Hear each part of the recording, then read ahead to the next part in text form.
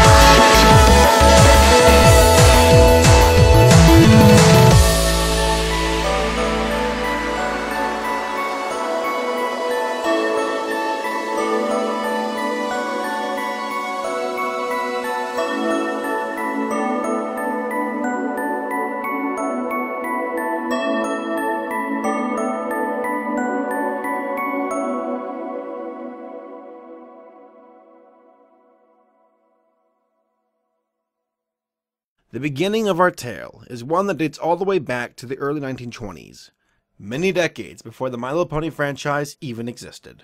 A small company at the time, that went by the name of Hassenfield Brothers, manufactured simple pencil cases and school supplies. 30 years later, the business switched up its production and created its first unique toy, Mr. Potato Head. It was a smash hit and opened the door for the budding enterprise, which eventually changed its name to Hasbro.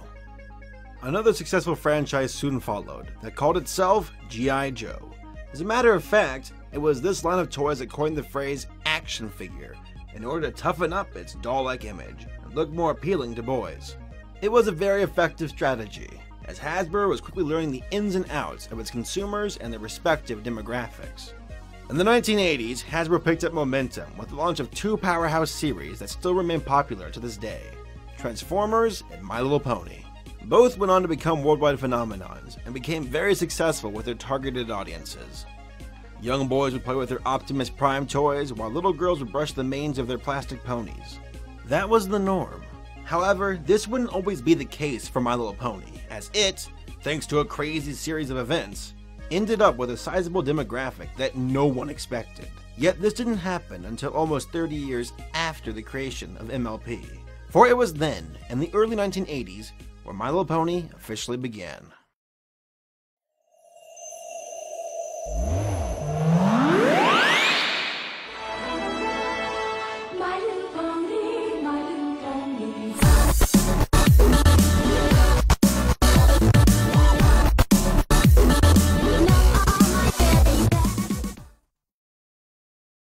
The development of the franchise is all due to the initial idea and toy designs of Bonnie Zacharel, the original creator of My Little Pony. Her inspiration for the series stems all the way back to her childhood, when she was just a little girl living in Japan. Her father was an army veterinarian who worked at a compound for animals. She spent a lot of her days there with the pony, and over time grew close to it. The family eventually had to move away from Japan, and they were unable to take Bonnie's pet with them. She begged her father for another pony at their new home, but he persuaded her otherwise. The amount of work required for its upkeep would cut into every facet of Bonnie's life, such as having a job, school, and friends. She took her dad's advice, though she never gave up on the dream of one day having her own pony. Years later, this sparked an idea.